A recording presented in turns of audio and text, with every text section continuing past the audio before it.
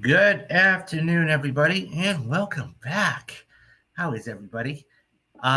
So this is Real Talks, and my name is David Steele. So, as promised, I was going to do a spoiler cast of the film that just got released this weekend, and that was Fast 10. And I have, as you can see there, Matthew is back with me. And so he went to see this yesterday. Yeah. As did I, and I went to go see this. So and you know, so I popped into a space the other day and real quick, and it said spoilers on it, and I knew exactly what we were going to get. I mean, this wasn't going to be any Academy Award winning thing. This, and this, and I heard some of the stuff, and I just went, God. So when I went to go see it, literally it was like a private showing. There were like 4 people in there. I went to go see it an afternoon showing. But nonetheless, like I had to turn my brain off. Literally just click, turn my brain off. And even before the show began.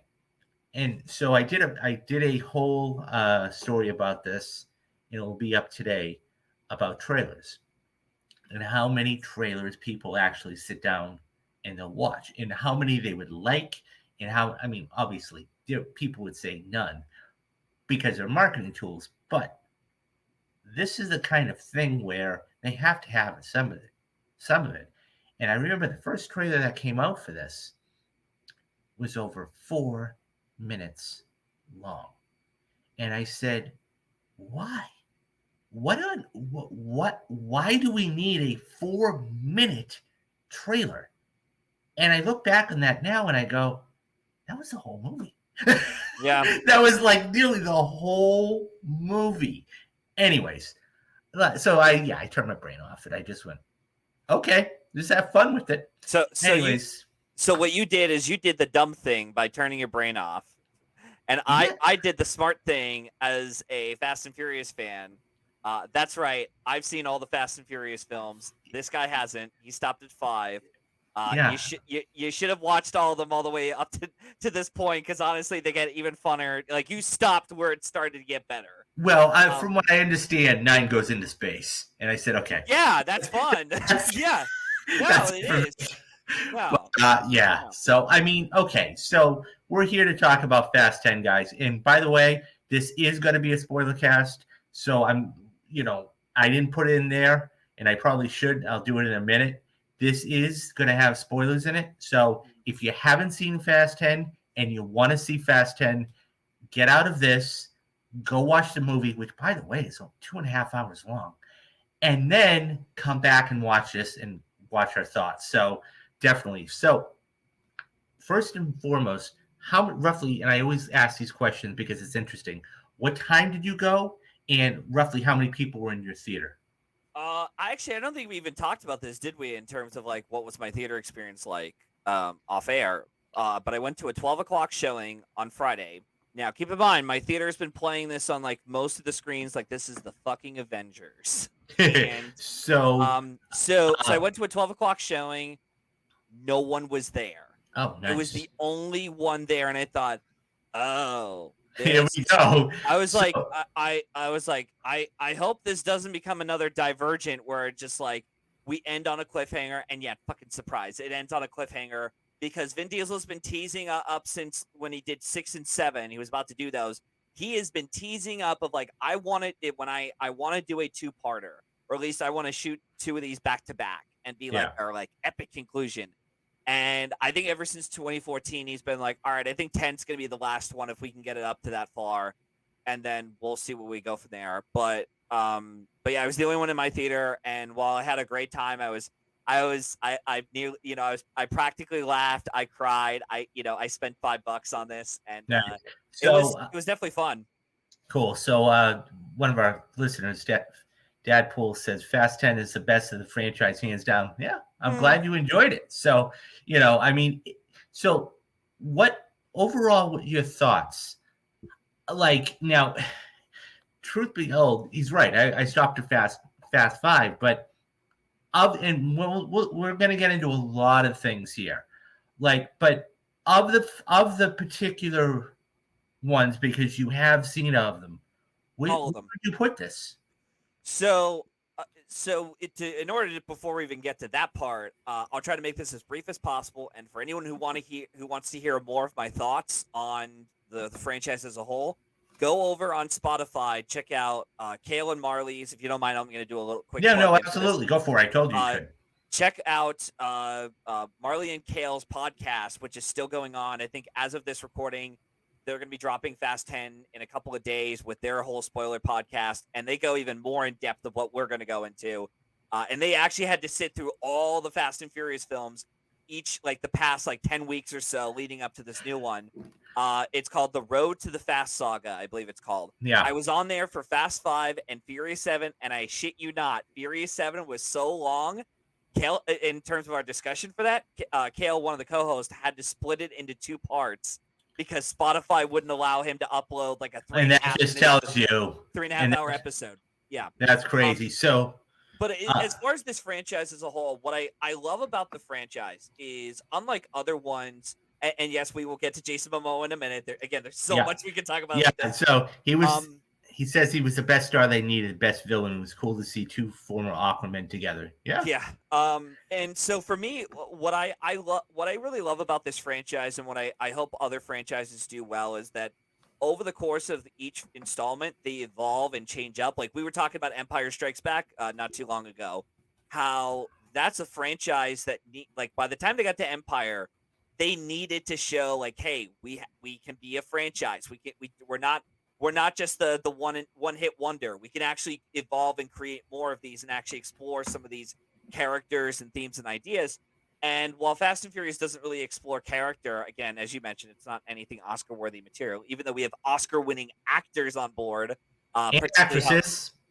Helen Mirren, Charlize Theron, Rita Moreno, and Brie Larson. But at the same time, though, I like that this series has evolved from being a knockoff of Point Break, which was, an undercover cop, infiltrating the underground, sports group or whatever. Point Break was a bunch of surfers. This one's called Fast Cars, illegal street racing, I should say. And now we've reached a point where this has become the most pretty much anime. It's as ridiculous as anime is, with the over the top action. You have really cool stunt work. Fast 5 has the vault chase we'll get into. 7 has, the cars flying out of planes. Even you see, I think you even saw this in the movie too, where Dom and Brian, they're in a hypersport. They're jumping from building to building. Yes. So, but regardless of all that, what I love about it the most is not just how great the stunt works are, including in this one, but I get a kick out of how many times they have to retcon previous movies, and some of them are actually very clever. Like the way they got Letty back into the story, I thought was kind of clever, in my opinion, for as dumb as this is. And I thought the way they introduced Jason Statham as retcon of they retconned of oh, he's the one that supposedly killed Han in the post-credit scene for Fast 6. And it's things like that where it's very preposterous and ridiculous, but it's kind of like Saw, in that as each films go on, not only do the traps get ridiculous, but the way they try to retcon all of these twists and turns are very much a lot of it is very funny. I'm not gonna lie. Yeah. And so that's why I love the Fast and Furious franchise. I mean, again, you can go over to the Road to the Fast Saga podcast and listen to us, myself ramble on these films, particularly with 5 and 7. But going back to this, go ahead. This just goes to show you, okay? So this, one of the problems when you have this is such an inflated cast, okay? Yep. And so everybody that is in the film is here. So you have Diesel in the middle, obviously, okay? On the right, you have Momoa, you have Tyrese Gibson, you have Jordana Brewster, okay? You have I'm forgetting her name off the top of my head, but you have her, you have Sung Kang, you have Ludacris, and then you have the actress that plays her sister. Natalie Emmanuel and Jordana Brewster. Thank you. And then on the left, okay, you have Charlize Theron, Michelle Rodriguez, Jason Statham, John Cena, who did absolutely nothing, and we'll get to him in a few minutes, Brie Larson, and Scott Eastwood. I compared this the other day to somebody like Infinity War. It is. But the difference is Infinity War had a story around it. And even Civil War. When you get to Civil War, like every single one of the characters has a backstory, and you care whether you're on Team Cap or Team Iron Man. And this, I mean, it's all Team Dom, but it's one of those things where, oh my God. And it was just crazy. And believe it or not, there's only 4 of them, 4 people that were here from the very beginning. And actually, one of them isn't here anymore. And that's Paul Walker. Yeah. So you had Paul Walker, you had Vin Diesel, you had Michelle Rodriguez, and you have Jordana Brewster. And, it's crazy to even think that. And, so I'm going to go off on a little bit of a tangent. So I was looking at the salaries for this, because you think $340 million. Okay, this has got to be by the way, one of the most expensive movies ever made. I mean, Indiana Jones is right up there, like $350. But nonetheless, the new one, Dial of Destiny. Yeah. But nonetheless, I was looking at the salaries. So Diesel is getting $20 million. Obviously, it's his franchise, whatever. But then, so you have Jason Statham, okay, who's getting 15, and he barely in the movie. 2 scenes. All of his scenes are in the trailer. It's and then he got 15 million. Then, do you know how much Michelle Rodriguez would? By the way, she's one of the original 4. Do you know how much she got for this role? How much? $2.5 million, Matthew. Oh. $2.5 million. And she has been with us from the very get-go. Well, by the way, she looks good. But 2 years later, damn. Yeah, for the most part, she's been with us. I mean, her, Jordana, and Vin, they did drop out on a couple of films. I mean, hell, like the second movie only has Paul Walker from the first one. But still, but yeah, even Brie Larson. Okay, fine, she got $1 million. She was in a couple of scenes. Yeah, but like even John Cena made $1 million. Yeah. No, I just went, wow, and that's crazy. I think the other thing too as to why the budget on this was so big was not just all these actors they're getting involved, even if it is for just a big scene. That was an awesome scene. Yeah. But the I think really for me it's the fact that you had also the Oscar-winning actresses come on board, like Charlize Theron. Yeah, but she only made $1 million. True, true. But I mean, But the other thing, too, I think we need to add on, and sort of the elephant in the room, is that we had our original director, Justin Lin, who wrote the story on this. Who co-wrote the script on this, co-produced it with a couple of other people. And he left about a few days into filming on this one just because he had enough with Vin Diesel shit, apparently. Like, there's rumors going around, and I don't know how accurate these are. Maybe it was all creative differences. But apparently there were rumors saying that Justin Lin left about a week into filming of this, like as they were filming, because of Vin Diesel being his tardiness. He kept, when he showed up, he was, couldn't remember his lines, and he wasn't in the right, like he was being a diva, if you will. Yeah, he was being a diva, exactly. But then, so when the news was announced of like, oh, Justin Lin's backing out of this, I'm like, oh wow, that's shocking, because like I said, Vin's been like, ever since 6, I think the whole cast and crew is like, we want Justin Lin back for a next film. He came back for 9 and then just dropped out of 10. I'm like, okay. And then I hear Louis Leterrier. You sent me a tweet today. Tell me how many days. This is going to blow your mind, people. Yeah. Tell me how many days he came on with left. How many days was it? It took him 3 days for him to get the call. And he had to apparently he had no prep time on this. He was practically playing with Justin Lin's blueprints and his, toys and his crew. And he had 3 days from the moment he was signed on as the director all the way to when he was going to start filming. That's and I recall he had to come in, do like uncredited rewrites and story ideas to bring in terms of like not necessarily like restructuring the whole thing, but just more like trying to make sure it fits within his own world, but not changing too much of the story. Because the story is essentially what Justin Lin had. There's actually elements in here that we'll get into that was Justin Lin's idea. Like this fight scene here, this was actually done. This whole fight scene between Charlize Theron and Michelle Rodriguez was done before Louis Leterrier was signed on board. I'm not sure if you caught this too, but there's a scene where Jason Statham and Han are at the door, and that whole little conclusion there, that whole tease of just Jason Statham, opening the door and it's Han, that was actually teased in 9 in the post credit scene. So the actor in the bag is the same actor from that film too. So when you probably saw it, you were like, "Who the hell is this guy?" Yeah, exactly. And all we know is that it was some guy. They have this like great throwaway joke in the 9 where the guy's like, "But wait, you already got all the information out of me. Why are you still beating the shit out of me in the bag?" And he's like, "How else do you think I get into this good of a shape, huh?" So, but it's the absurdity too.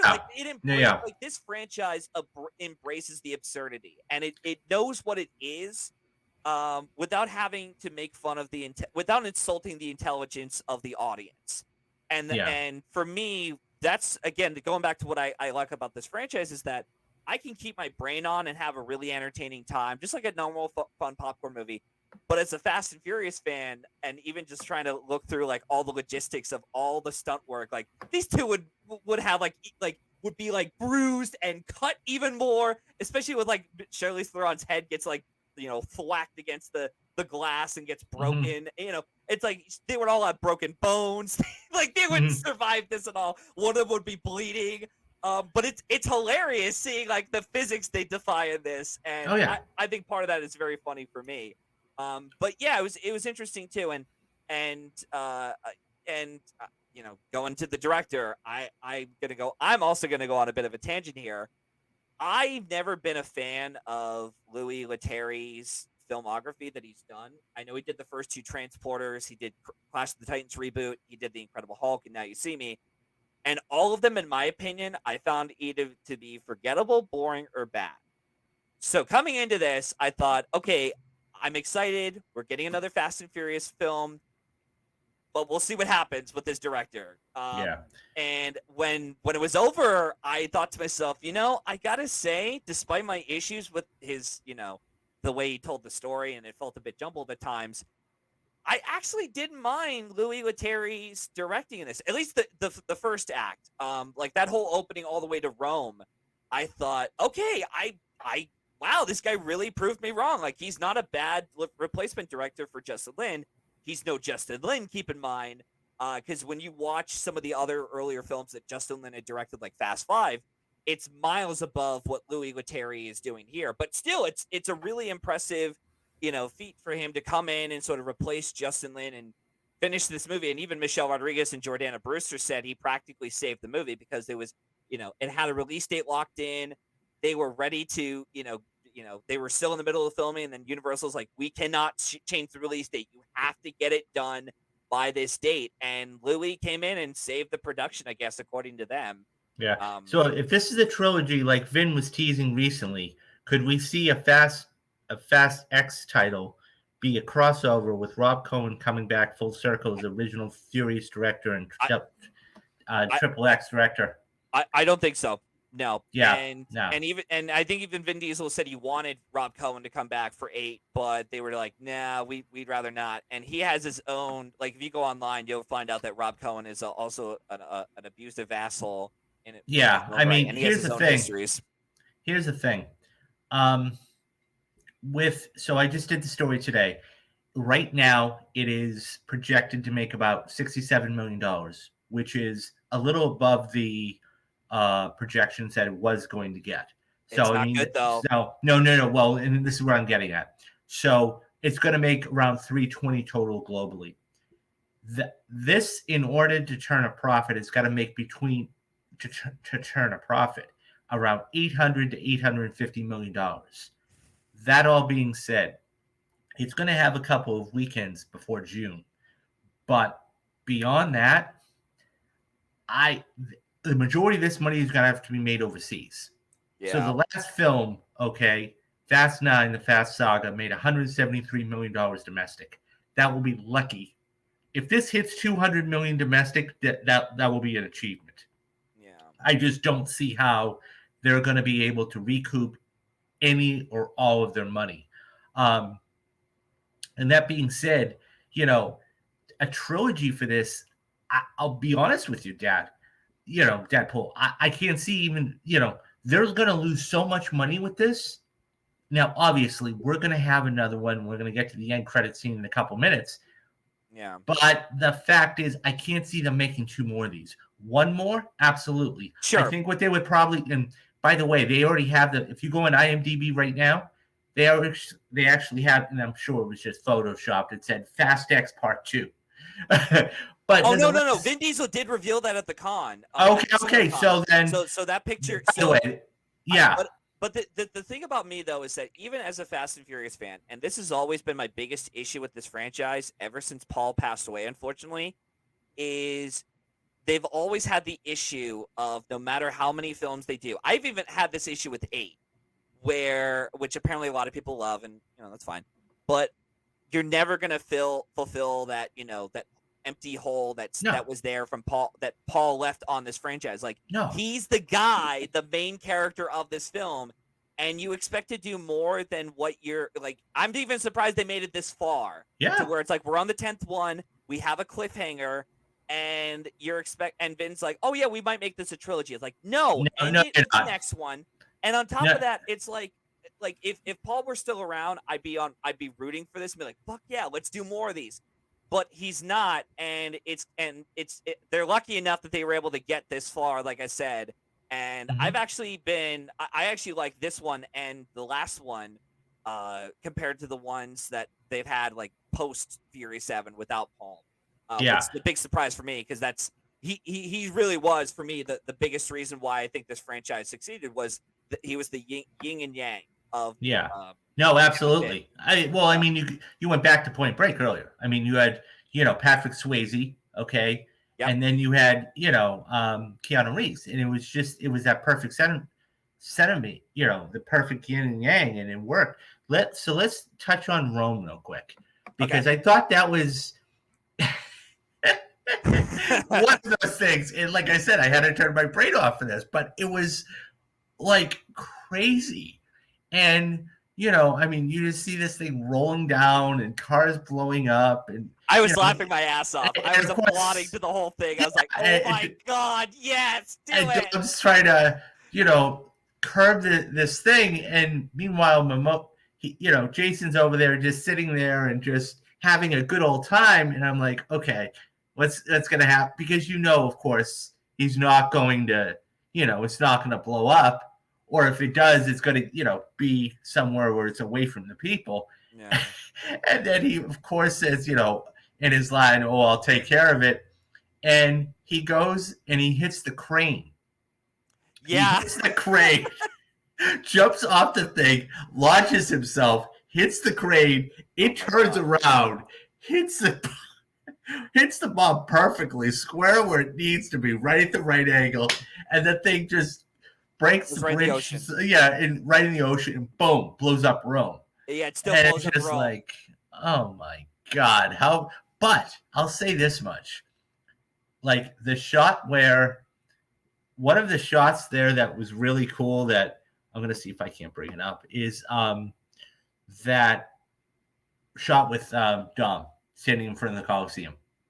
That was for me. That was at the time. In real time, that was a cool shot. Yeah. And it was like, okay, but yeah, I mean, but that whole Rome sequence, it was about a 20-minute sequence. You know what? Okay. Yeah. Oh, go ahead. Don't believe it. Yeah. I will say I really like the Rome sequence a lot. I was actually surprised at like, wow, I'm actually engaged with this a lot more than I expected.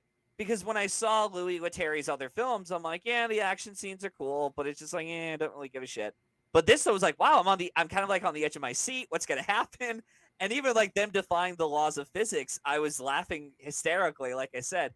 I'll even do you one better. I thought the way they introduced Dante in the Fast Five, like how they recap Fast Five, Hmm. and show Dante with his With his dad and father, such. which, And by the way, I don't know the actor's name off the top of my head. That was the same guy that played in Clear and Present Danger. yep, yeah, I think Yeah. he was in that. Even though I like because like I said, I just rewatched Fast Five recently for the Road to the Fast Saga recently, and I noticed that not only did they use the same footage and even showed Brian in there, and it was nice to see Brian in there, even Hmm. though if it is the same sequence just told from a different perspective, it was cool to see him back in the Fast Yeah, and Furious franchise. absolutely. But the other thing I noticed was that there were a couple of times during it where I'm like, oh, they're using alternative takes because there's a shot where with like when Dom gets out of the car, you could clearly tell they like reverse the footage for him Yeah, getting out of the absolutely. car. Yeah, no, I And saw it. and then even when Brian and Dom are grabbing the little like the wires over to the vault, I noticed it was a different angle because I'm like, that's not a CG double. That's actually Brian, and it's going Yeah. past this like debris.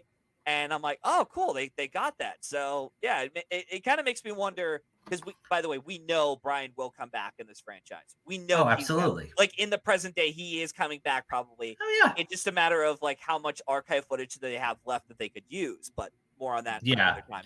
So speaking of that, with retconning the storylines to move along the narrative, do you think Carter Veron from Too Fast has any behind the scenes involvement and could I, just show up in part two? I don't think he will. It was just that was just more like a one and done kind of story. Like I know people are like, oh, well, wouldn't it be cool if we got all these other super villains that they faced in the past? It's like I mean, I don't know. I feel like Dante is more teased up like this Thanos, where it's just like he's gonna be the big bad guy of this franchise or of this big finale.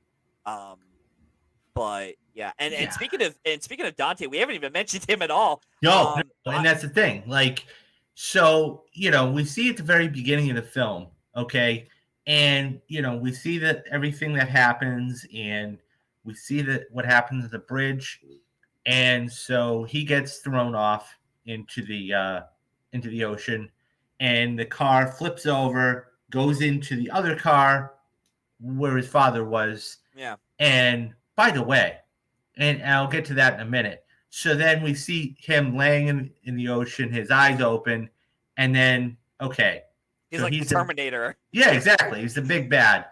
And so I mean, I'll be honest, for as packed as this was, he was actually not bad.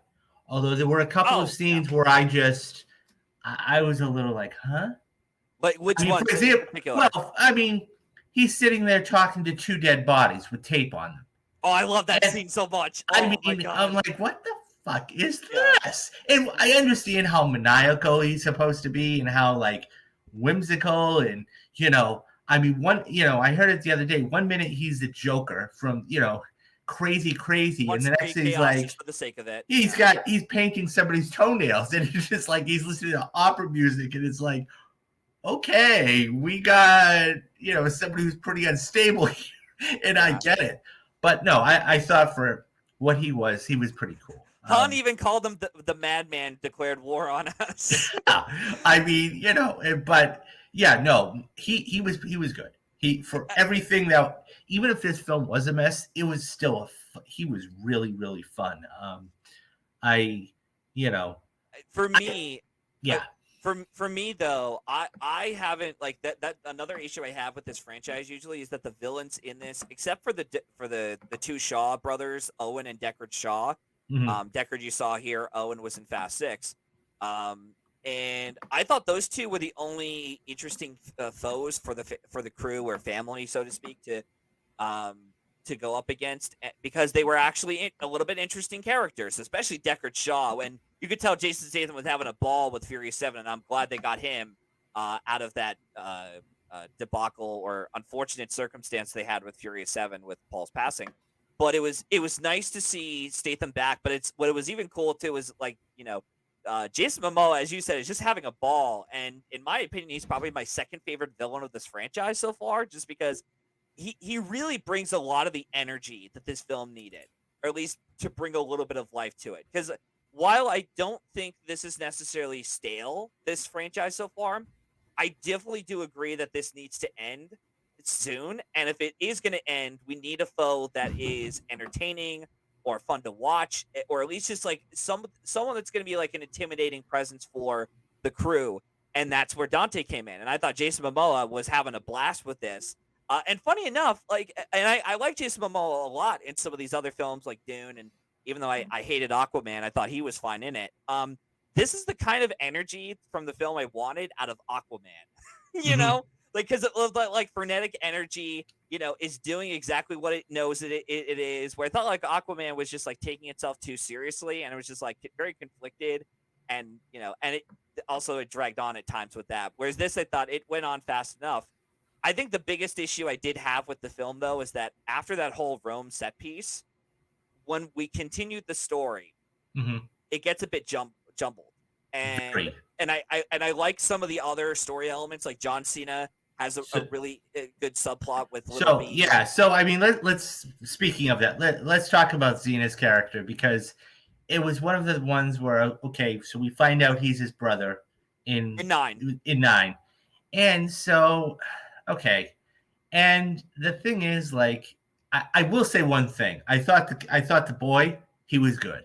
It was I fine. mean, he was fine. He was really good. I mean, for me, I enjoyed him. But He, Xena was like, you know, okay, he was playing off the, we were first introduced to him in the, when they break in and everything else. And, mhm. it's just like, and then, I will say one thing that what the one cool scene they had was on the plane, right? So he's like, follow Yes, me back to the plane, they and follow him back. And then the yeah. alcohol, Mhm. that was pretty fun. I also want to point out too that the flight attendant, I'm not sure if you knew who this was. It was played by Meadow Walker, who is Paul Walker's daughter. And she had, I'm not sure if you knew that. No, no, no. So what happened was she has been in touch with Vin Diesel and the cast. She's great friends with Jordana Brewster and Michelle Rodriguez. And I think Vin Diesel even walked Meadow Walker down the aisle when she got married a couple years Wow. back, because that's how close Vin Diesel and Yeah. Paul were, practically brothers. Yeah. And she had always wanted to be in the franchise. She just didn't know when that would be.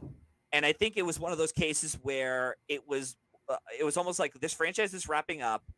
I think now is the time I want to pay tribute to my dad. And by doing so, she wears her traditional blue, flight attendant, and blue is associated with the color of Brian O'Connor's cars that he typically drove in the previous films. And it was a nice scene too, especially with Okay. So, okay. Then I'm gonna especially talk.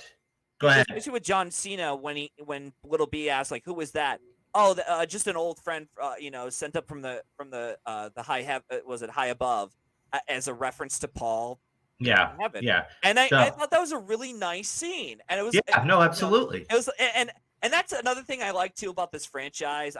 I keep jumping over you with this, but what I like about this franchise post 7 is there's enough references or callbacks or even paying tributes to the Brian O'Connor character, because you could tell even when they made 7 and they finished that film, for Paul, you could tell that the entire cast and crew had huge admiration and respect for this guy. Not only because he was in this franchise for all except for Tokyo Drift, that was the only one he didn't show up in, but he's been in all the films from 1 through 7, and he was a really nice and sincere guy. And when you hear all these stories about him, about how sweet he was, how heartfelt he was, and just a really kind dude, it kind of breaks your heart a little bit. Like, wow, like it sucks that he died when he did, because Yeah. it just makes it all the more tragic as to No, like absolutely. we could have seen a lot more from this guy. The development there could have been immense. So Coco is saying this one is way better than 9, and it was just a fun time. Yeah, I mean, yeah. Look, I had a blast. I mean, like I said at the beginning of this, I turned my brain off, and I mean, but getting back, no, I did because I couldn't, But getting back to Xena's character, it John was Cena, one yeah. of those things where he had absolutely nothing to do. And yeah, he was supposed to be the watchful guardian of the kid and Mhm. everything else, but it just didn't.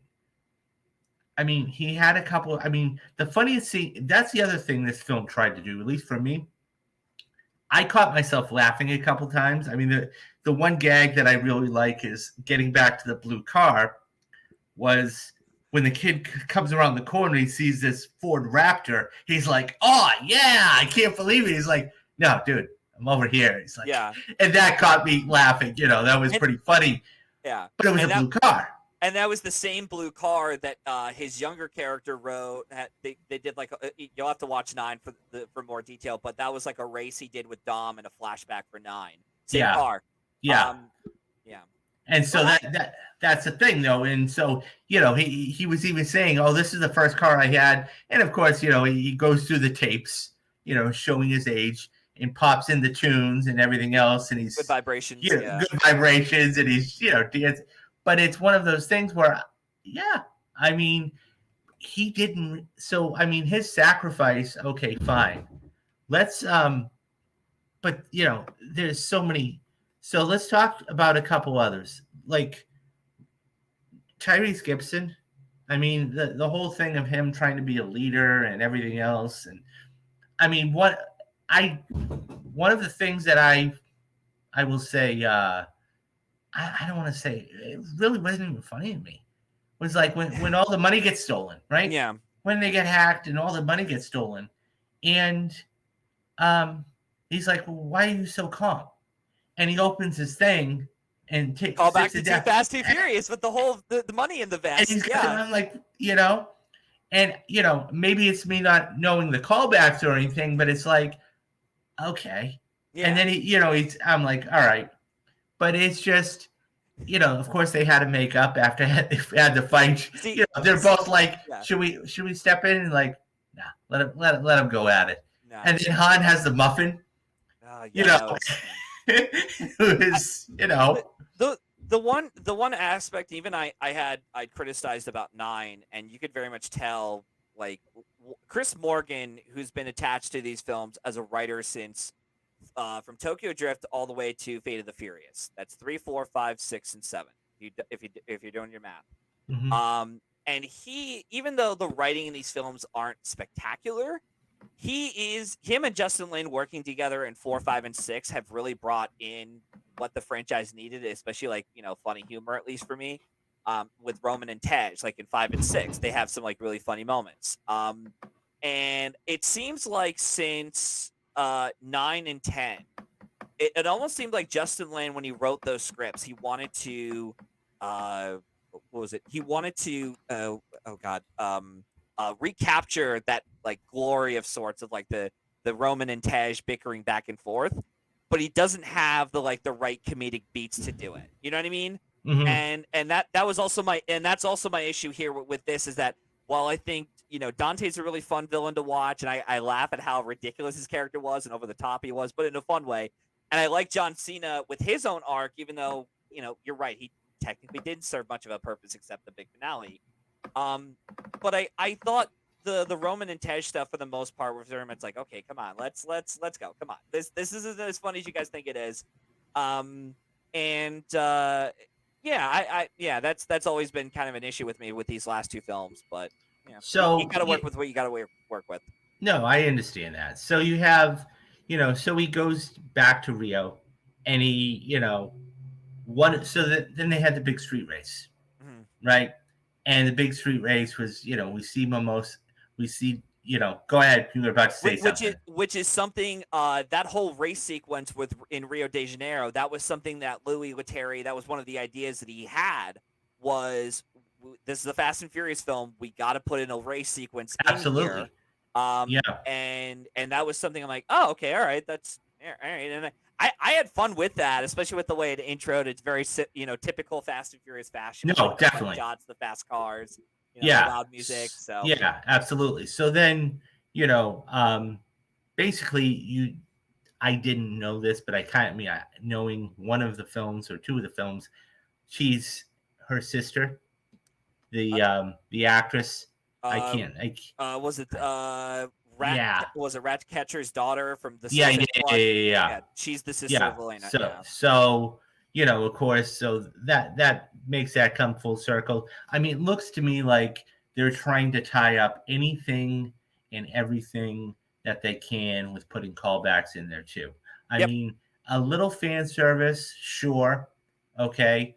Callbacks, definitely, and you know, I mean, it's one of those things where we know that we're going to be getting it. Well, let's put it this way: we know we're going to be getting at least 2 or 3 more characters back for the next film. Okay, Yeah. so let's talk about Brie Larson real quick. Okay, so she is the daughter of Mr. Nobody. Mr. Nobody, and so it's one of those things. Mark my words, Kurt Russell is going to be in the final film. Okay, Maybe. I not maybe. He absolutely is going to be in the last. I don't know. We don't know what did. happened to him. Yeah, well, just that proves my point. Yeah. Because we haven't seen him and he was only talked about. Okay, we're going to get him in the next film. It's just they were going to reconcile whatever differences that they had or may not have had or whatever.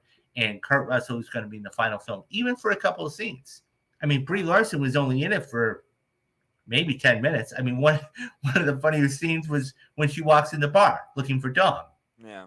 She's got the, can I get a shot? And of course, she takes a hold of the bartender's shotgun and whatever else. But I mean, that whole sequence. But so he's absolutely going to come back. I mean, the ones that are probably going to be exchanged out, okay, are Helen Mirren and Rita Moreno. Those two are going to be in the next. If I had to guess, those two are not going to be in the next one. I think Helen Mirren might pop up for a quick scene for the next one. One or two. Well, I mean, she was only in one scene when she was trying to get a hold of what's his face. Yeah, Jason. So, Dom. Yeah. Yeah. So that's that there. And Rita, maybe not. That would be one scene too. But my guess is you're probably going to get Kurt Russell back, and you're going to get. You're going to get somebody else back. I mean, hell, we even had one shot. So the other one that's going to be in, I put money on it, is Gal Gadot. So she was she was a major play at the end of the film where, this is after the big fight that they have, and, Letty's trying to climb up the thing. And like 20 stories later. Yeah, guess what? She finally gets to the top, and guess what? It's snowing. Yeah, and you're like, Antarctica. Where the fuck are we? And so it says, it's Antarctica. And like, So the next shot you see is she comes back down pretty quick. She's like, kind of chilly up there, huh? So she, Charlize throws her a jacket. And it's like, okay. And then at the end of the film, they managed to get out. And then you see this submarine, which, by the way, I remember that Fast and Furious movie that had the submarine in it. And yeah. And then we see Gadot, she opens the thing and she's got the binoculars, and it's like, and Letty's like, no way. Yep. And I just went, okay. Yep. So she's coming back. My guess is Kurt Russell's coming back. So you're just gonna be it's just gonna be like a jigsaw puzzle. Look, here's the thing. If Owen Shaw could survive being thrown out of a 300,000-mile plane, then so can she, okay? We've seen these characters survive deaths. Well, look at Han. This is for Han, right? Han faked his death. That's all that was with Fast 9. It's like, oh, Mr. Nobody put like a hologram inside my car. It was AI the whole time. We didn't know. But so. But the one thing I will say about Brie Larson, I was a little bit disappointed by. I'm curious to see where they're going to go with the next one, if they are going to bring her back. I thought when the trailers came out, I had assumed that Brie Larson's character was going to play the sister of Brian O'Connor, because if you remember in Fast 5, he doesn't up to that point in when Paul Walker was still around. We never really knew too much about Brian. It was Brian's family heritage, other than he didn't know too much about his dad, and wasn't really around that much. And all we know is that he had a childhood, and he grew up with Roman Pierce in juvie boosted car, and I think they both ended up boosted cars together. But we don't know much else besides that. And I thought they were going to tease up that Brie Larson was going to be the younger sister of Brian or whatever it was, and I thought, oh, okay, that's kind of a clever way of not only doing these like ridiculous retcons, but also doing it in a way that keeps Brian's presence in these movies is through her, much like how Brian's presence, has been in this one and the last one through the presence of Mia, who has two kids with Brian, Jack O'Connor, and apparently I'm being told Olivia O'Connor is their daughter's name for what was it, from Furious 7. But no, like I'm curious if they're gonna bring her back for the next Yeah, one. I mean, I think she was cheap enough in this movie. And I think that, if they're going to be able to tie something together with Mr. Nobody, that I think they'll do it. I think they'll do it. And it's a matter of how you do that. But I was just, yeah. So, I mean, so once the third act starts, it's like, okay, everybody's trying to get where they're trying to be, and they're going after each other, and you've got, like I said, you have this storyline, you have the other storyline, then you have the fight on the bridge. Okay, so it's the one same of those bridge things, from Fast Five, yeah, right. So, excuse me. So it's like, okay, he's and once again, I suspended reality.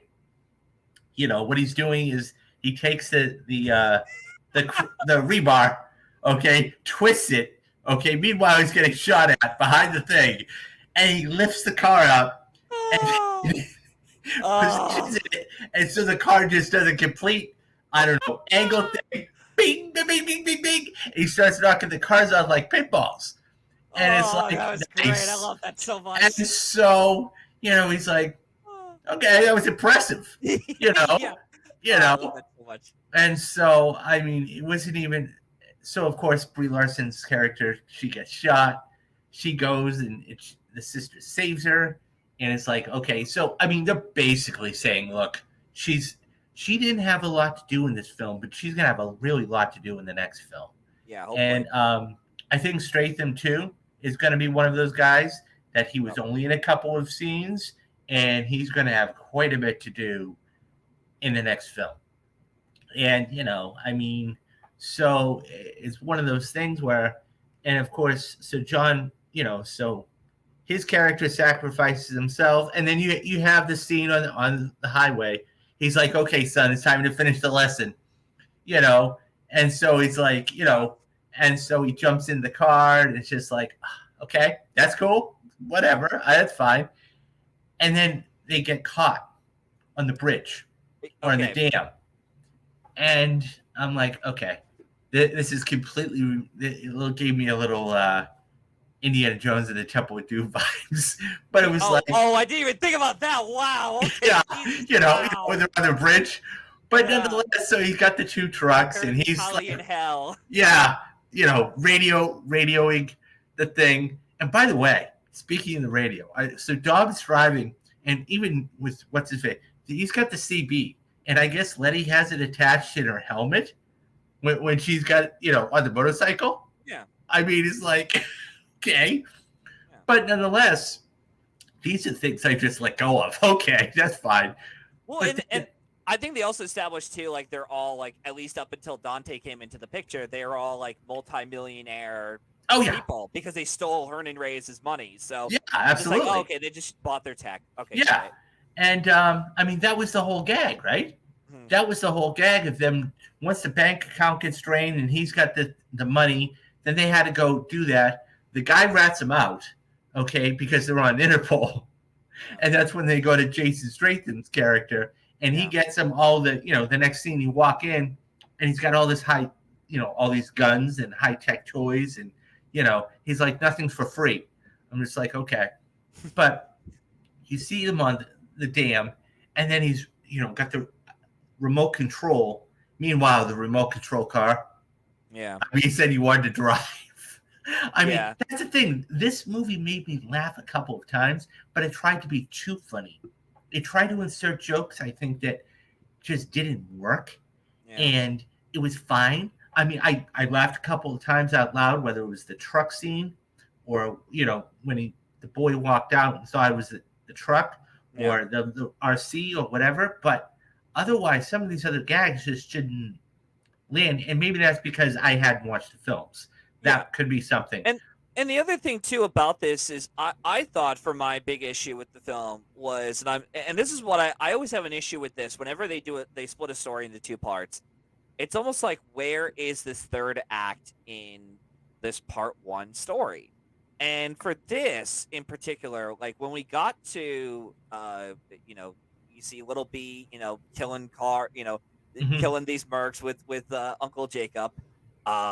And they end up going on the highway, and you see some of the trailer where Dom's backing out of a plane and onto the highway and saving Jacob's ass.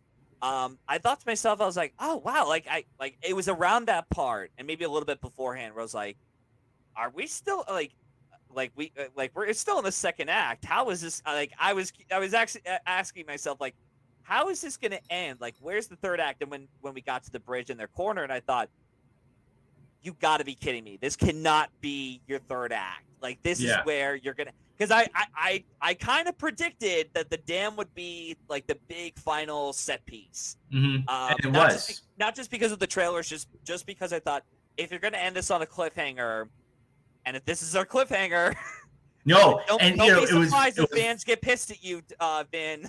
Well, yeah. So I mean, what does he do? He jumps off the cliff, and or they're not the cliff, but the dam, and it's the bridge, and it's just like, okay, they're racing down, and they fall in the water. They manage to make it out, and it's just like, okay, and I went, yeah. I mean that's basically, Anytime these people defy logic, is like, okay, sure, whatever. Yeah, no, because about the seventh time it happens, you start to believe it.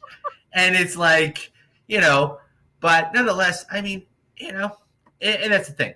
It was this was a popcorn blockbuster movie. And I think the biggest thing is that, look, you got to suspend disbelief. You got to, because while there may be, quote, Academy Award winning actresses on this, they're not going to, I would suspect that Brie Larson's going to have a big role in the next one. I think that Kurt Russell's going to come back. I think that, so let's get to the elephant in the room. Because before any of this happened, last Friday, the wrap. God. Okay. Let's get to the elephant in the room, because this is something that has to be talked about. Okay. It's one of those things where basically the wrap, Humberto Gonzalez, okay, dropped an absolute. I was getting ready to get a haircut, and one of my buddies on Twitter says, the wrap just spoiled it. I went, what? And all I did was look at the headline. And anybody who has seen the headline goes, oh, God, really?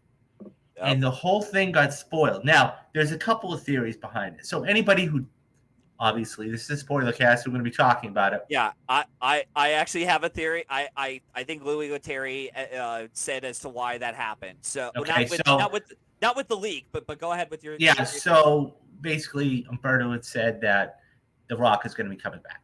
So he is in the post-credit scene. Now, I got to ask, because I only saw the one. Were there one or two post-credit scenes? Just the one, I think. Okay, I had to leave afterwards.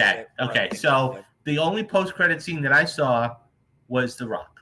And so, there was a bunch of mercs that come in, and they're looking around, and it was kind of like, it was that other shot. By the way, there were a couple of great shots in this film. One of them, as I said, being the shot in Rome. The other one is when Vin is, he walks into that place, the abandoned police station, and all those monitors around him, and you see the lights. It was, I had a little flashback to like Mission Impossible 2. Yeah, there's like a split diopter shot. It was a really cool shot. Yeah.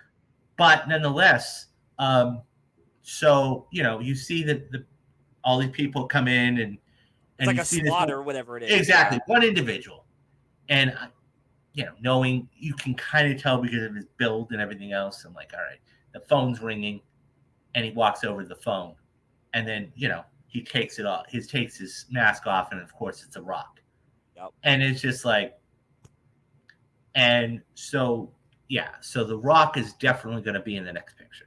And here's the thing, they had I remembered, I think it was Vin and Dwayne, they've had their own beef, and Vin even tried convincing him to come back, and he's like, no, I remember this. I'm never coming back ever. And so Louis Leterrier talked with, I think it was I don't think we're even getting a Hobbs and Shaw spinoff. So Over I don't think that's gonna happen. Like we're gonna get lucky enough if he does come back for this one, if he does. Yeah. But the what was I going to say? The no. So it was. So anyways, so now I remember. Yeah.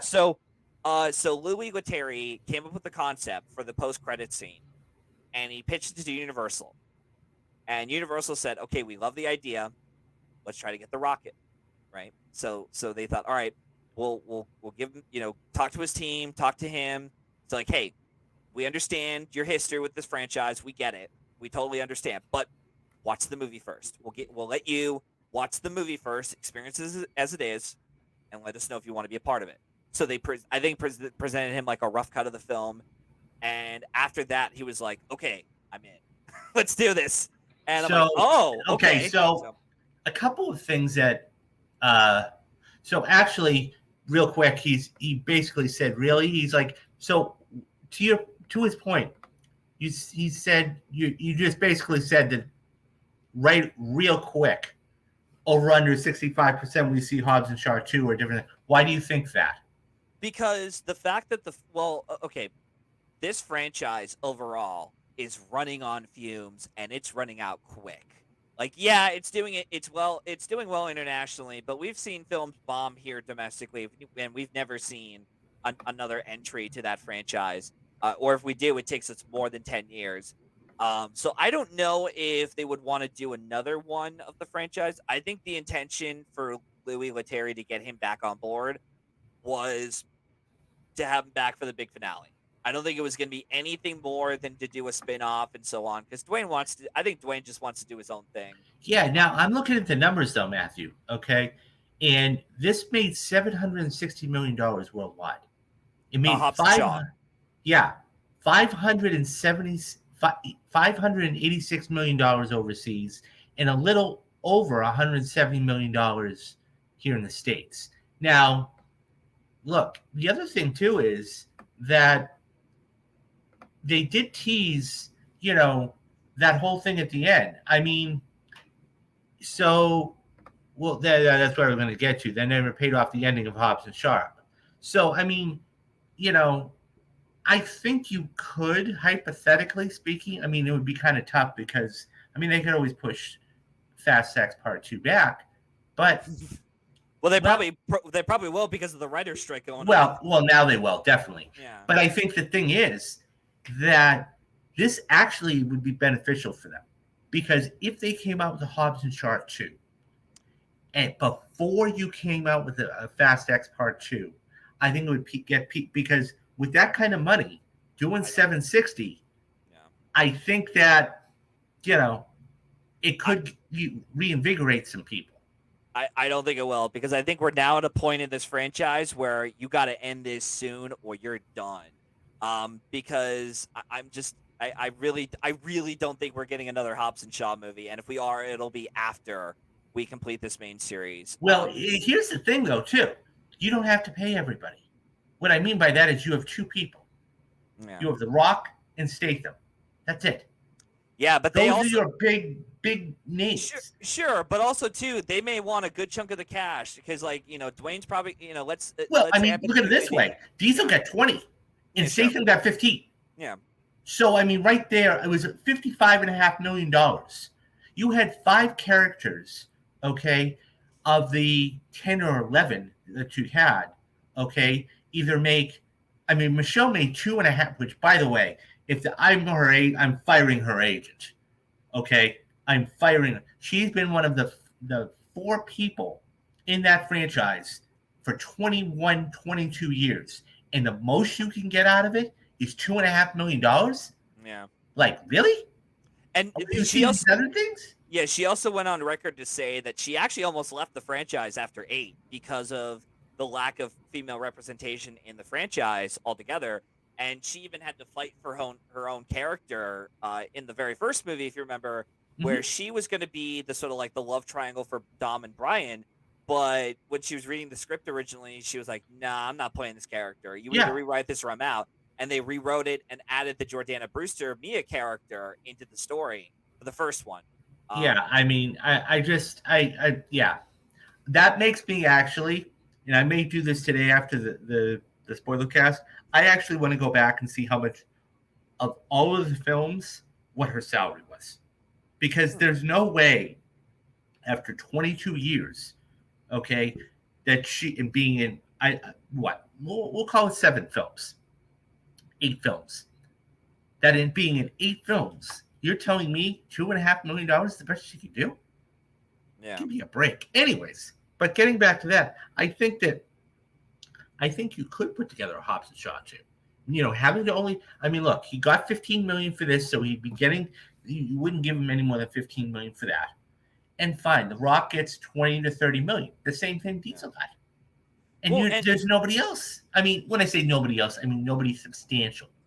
yeah, and So again, you'll have to go more onto the road to the Fast Saga because I think Kale and Marley went into more detail as to um, why Hobbs and I don't think we're ever getting another Hobbs and Shaw, and I think part of the reason is just because Vin doesn't want to tie into this spin-off back into the yeah. franchise So until okay, so here's the so. $64,000 question that he just posed.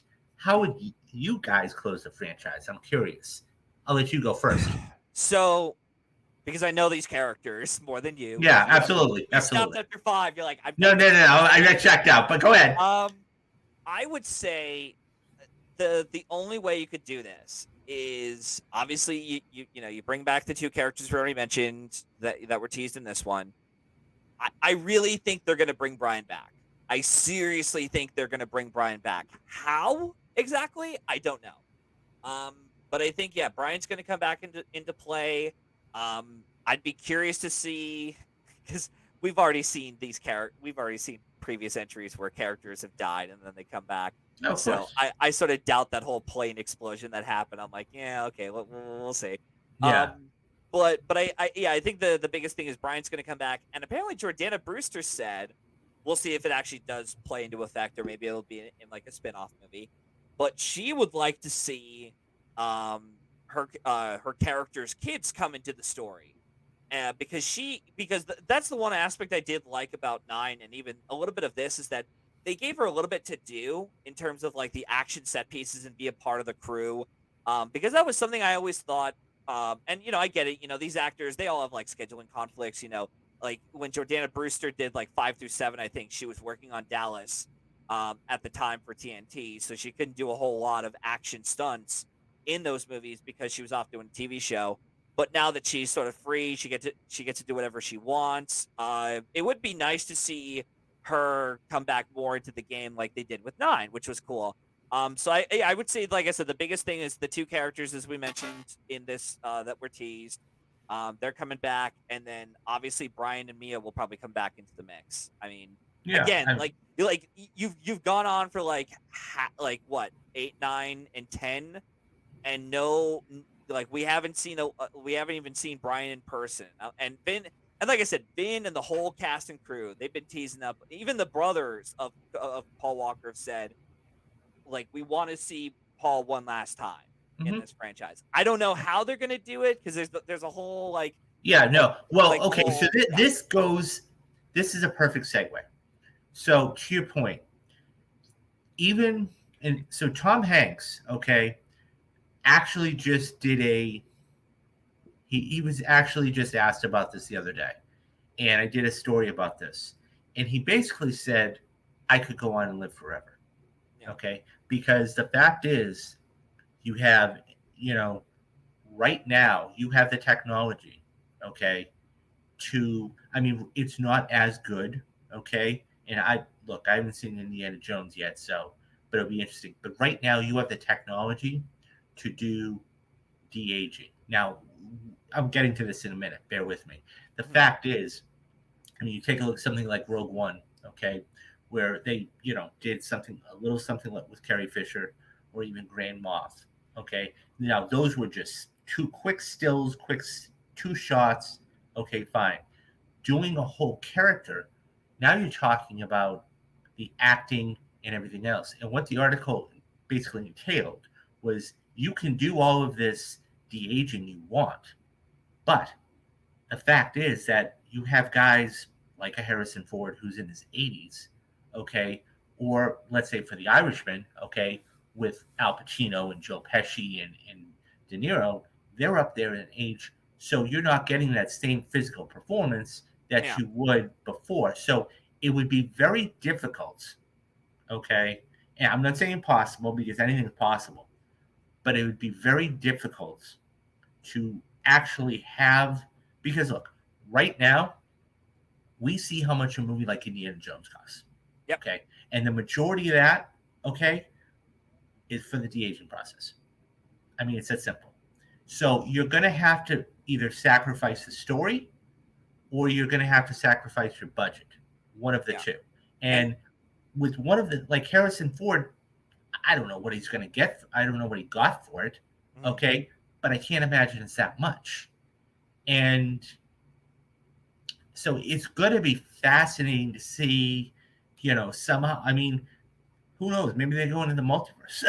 I don't know. I'm kidding. Well, the one thing I was going to say was the one thing that I've always advocated this, that if they are going to bring Brian back, have him for like a simple barbecue at the end of the film, like a cookout with the whole family, because it's not, because you're spending a lot of time on this one scene.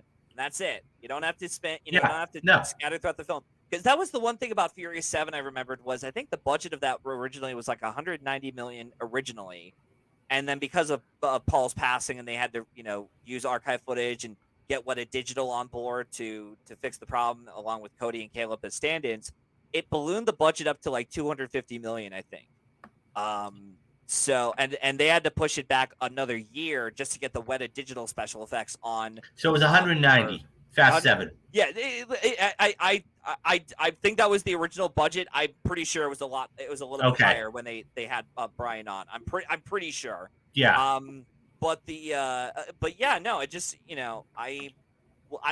I hope that they do it in a tasteful way. Oh, they will. And they really absolutely will. And really, the two biggest things about this franchise as to why, if we're wrapping up to our final thoughts on this, as to what would make me be like, why aren't you done with this franchise, Matt?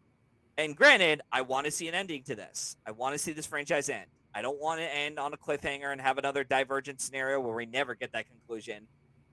But at the same time, I think the two biggest things you'd have to do for me to be turning against this, like some other diehard fans are, one, be boring. And so far, this franchise hasn't gotten boring. No. They've had some lulls in a couple of films, like 2 and 3 and 8, in my opinion, or Hobbs and Shaw.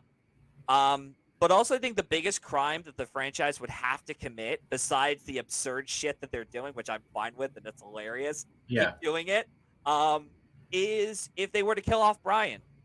Because you do that, you're spitting in the face of not just his legacy in this franchise, but you're ruining what you did, having that emotional and powerful send-off in Furious 7. I'm not sure if you ever saw the ending for. Yes, I did. Okay. But it was a really emotional and touching moment, and it was like, wow, like it was very tastefully done, and I'm like, I can't believe I'm crying at a Fast and Furious film. Hell, my brother and dad were, and they rarely cry. Well, they never cry at a Fast and Furious film.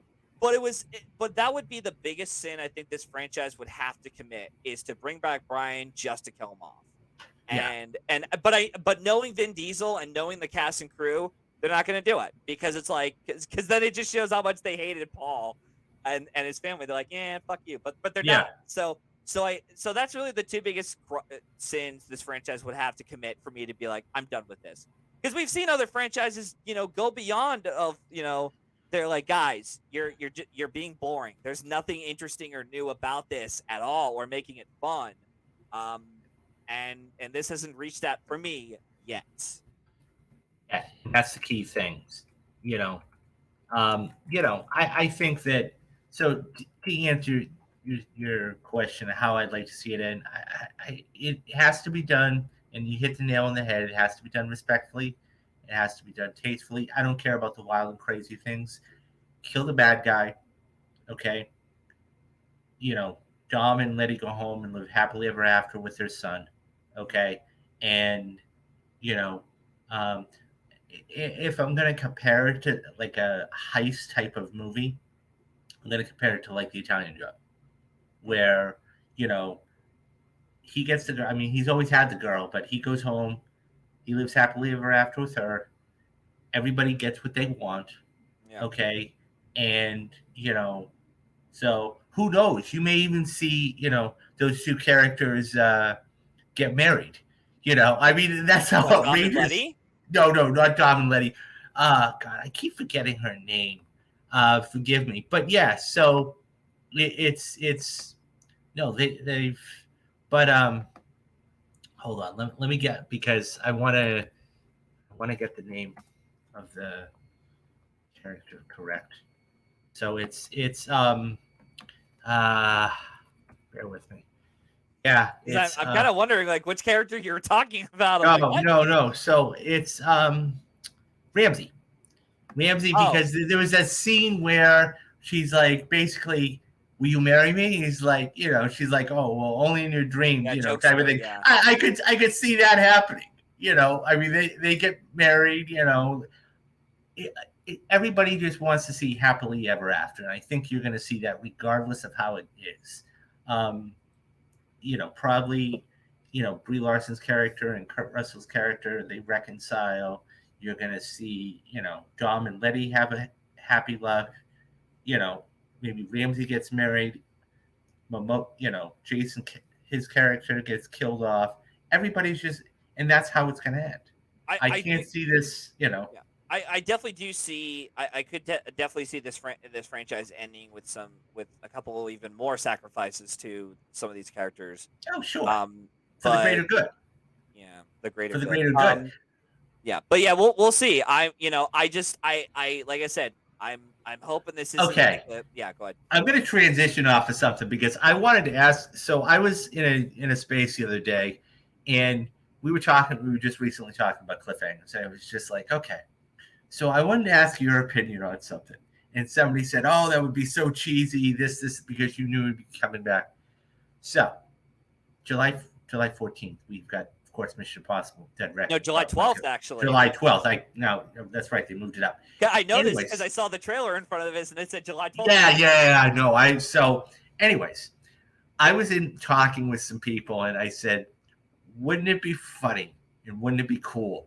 You want to talk about cliffhangers because we have the next one coming out next year and whatever else.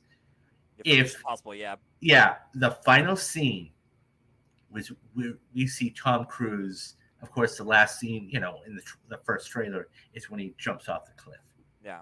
Wouldn't it be great if they jumps off the cliff and then it goes to black and people's like. Yeah. People, he's like, yeah, exactly.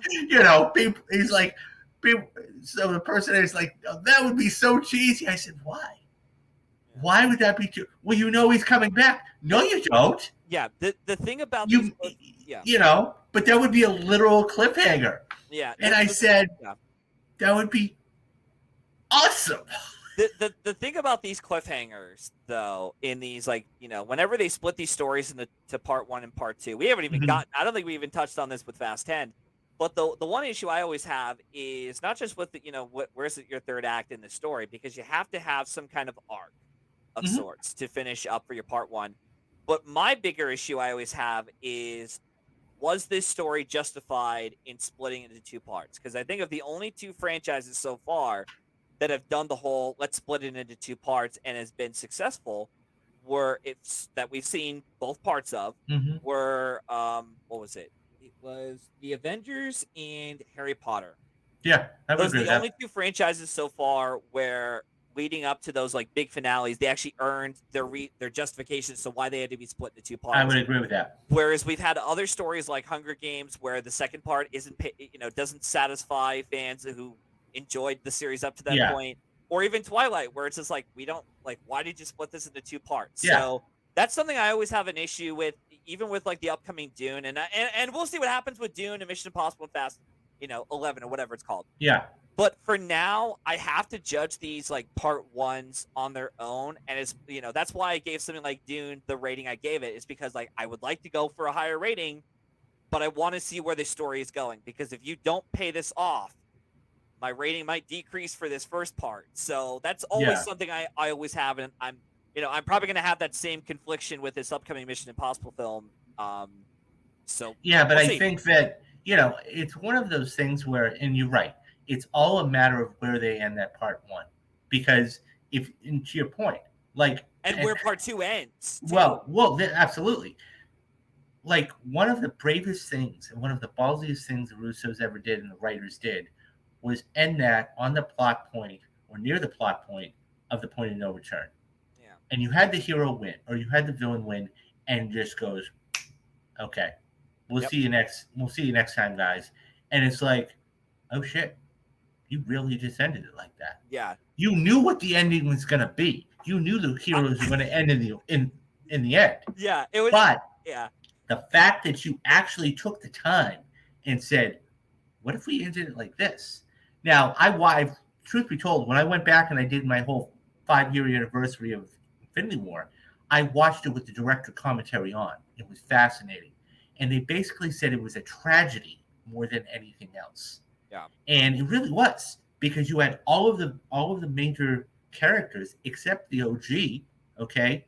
Iron Man, Captain America, Hulk, and Hawkeye and Black Widow. They were the only ones left. Everybody else was gone. Yeah. And so that gave it more stakes to go into part 2. The Hunger Games, I thought, did it very poorly. And so there was just nothing there as far as stakes. On the other hand, you take something like, I don't know. You're right. It's all going to depend on where Mission Impossible ends it. As I said, I think if you really wanted to, Christopher McQuarrie is a phenomenal filmmaker. Oh, sure. I think, and I'll bet you dollar to donuts, he and Tom have talked about this extensively. I would bet you dollar to donuts. And I called it. If this happens, I called it here and on that space. If they go to black after that cliff jump, I'm just going to get up, wash my hands, and smile. Because that's how I thought you were going to say, like, I wash my hands, I'm done with this franchise. No, I'm done with it. No, I walk out and smile because I called it. This is how you don't know if he's going to make it.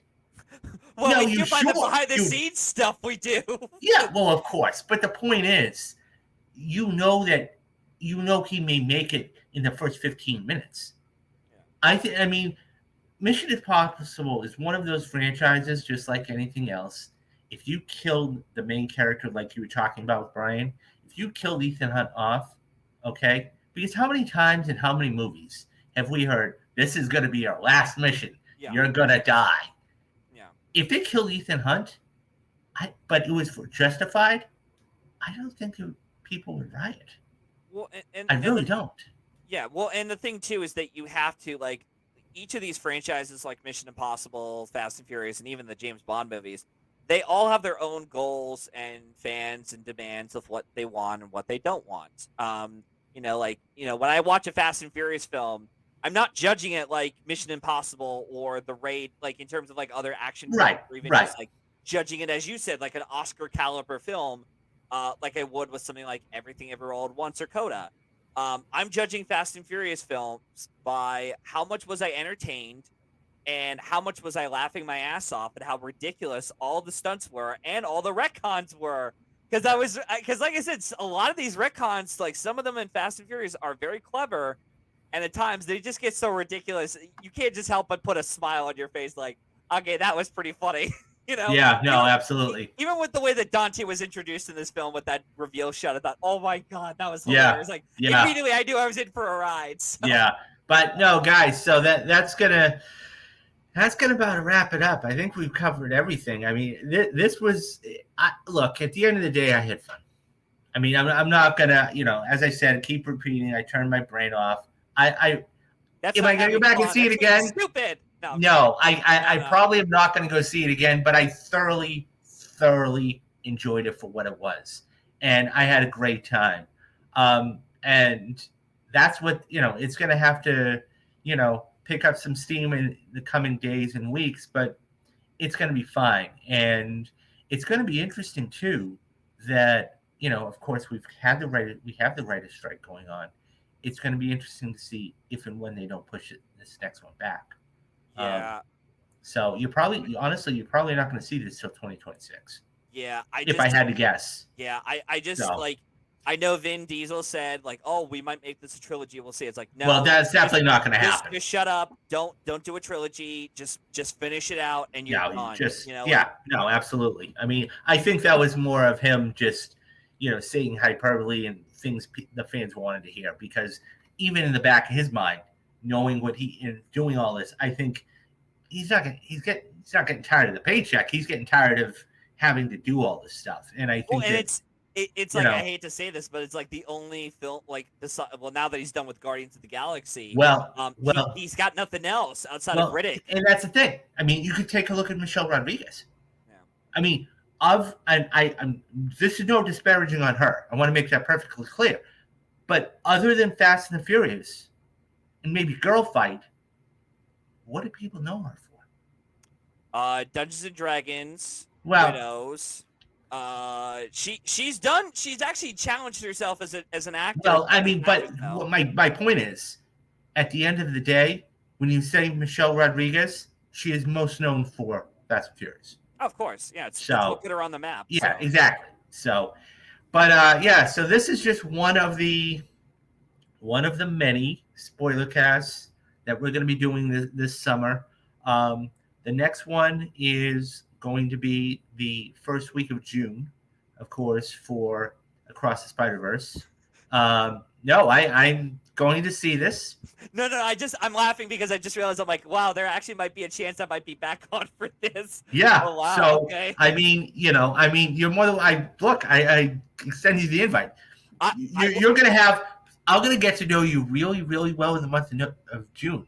Yeah, I'm going to tell you right now, though, you're on your own for the Flash, because I ain't seeing that shit. You want to talk about a franchise I'm sick and tired of? Okay. DC is it. I am done with that. I am done. Like, they have their own issues, but I am done with that franchise. Yeah. So, but we have a lot of stuff coming up. We've got Across the Spider-Verse. We've got Transformers: The Rise of the Beast. We have the aforementioned. We've got the aforementioned Flash. We've got Indiana Jones and the Dial of Destiny, which right now is coming out of cans is a little. We'll see. Some say or some is saying this is no better than a little bit better than Kingdom of the Crystal Skull. We'll see about that. Yeah. And then in July, of course, we've got a pretty big July. We've got Mission Impossible, which I think is going to be the biggest movie this summer.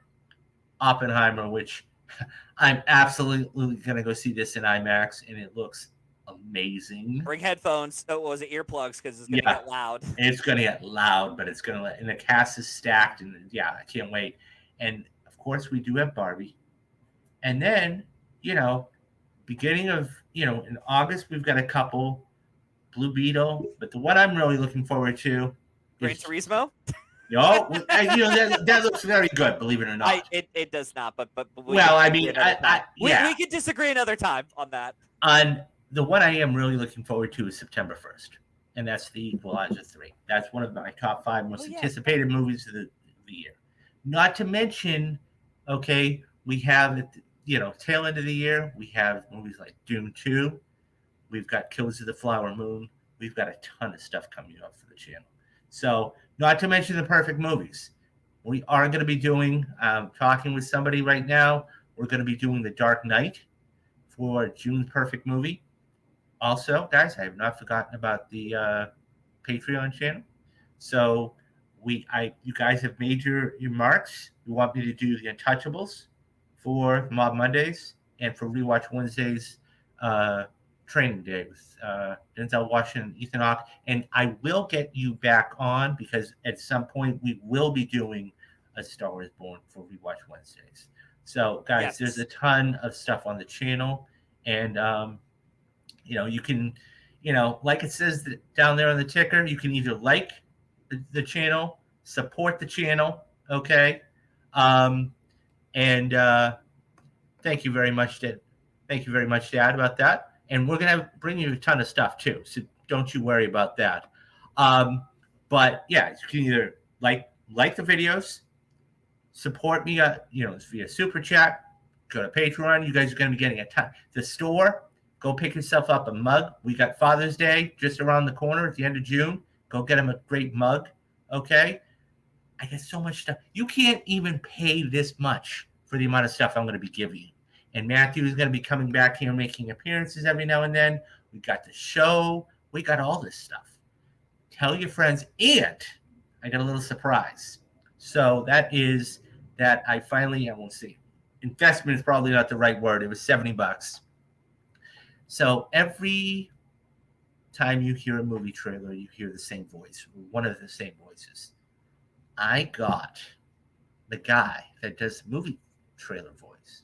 I got the man that does the voiceovers. He's going to be doing the trailer for the channel. So we'll have to go check that out. So, anyways, guys, so that's going to do it for today. And he'll be back. Matthew will be back in a couple weeks, at least. I'll be back. Do you want to come back? Do you want to come back for Spider-Verse? My schedule might be busy, but I'll let you know. But regardless, I will be back on the show soon. Okay, and nonetheless, I am always hosting spaces, either hosting spaces or in spaces. You can follow me right there on the bottom left-hand corner. That's Wannabe Rounder. It's all one word. It's very easy and simple. And as I said, I'm always tweeting about movies, or I'm in spaces about movies, or I'm even hosting spaces about movies. So go check that out. Okay, guys, do the 3 things that you need to do. Be safe, be careful, and have a great weekend. He's Matthew. I'm David. This is Real Talk, and we're out. Take care, guys. Bye-bye.